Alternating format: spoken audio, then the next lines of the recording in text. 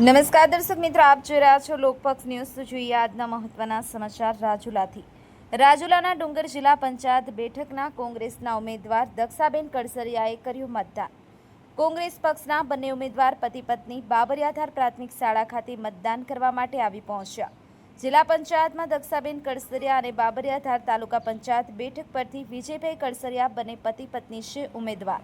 બંને નવદંપતીએ એકસાથે કર્યું મતદાન। ડુંગર જિલ્લા પંચાયત બેઠક પર દક્ષાબેન કડસરિયાએ જીતનો વિશ્વાસ વ્યક્ત કર્યો। લોકપક્ષ ન્યૂઝ રાજુલા।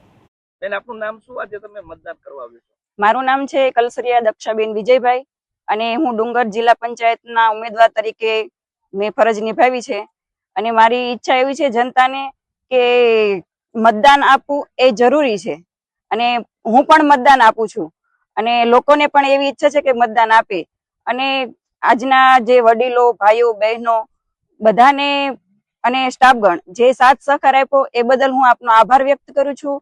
અને મારી એવી ઈચ્છા હતી કે પેલા જનતા વોટિંગ કરે અને પછી હું વોટિંગ કરું અને મારી તો એવી ઈચ્છા છે કે બધા જ ગામોમાં અને સારા કાર્યો થાય, સારા આમ ગામ માટે સારું થાય એવી મારી ઈચ્છા છે। જીતનો કેવો વિશ્વાસ છે? મને એવો વિશ્વાસ છે જનતા પર કે જનતાએ મને વોટિંગ આપ્યું જ હશે અને મારી તો એવી ઈચ્છા છે અને હું લોકો પ્રત્યે પણ એવું જ રાખું છું કે હું જીતીને જ આવીશ।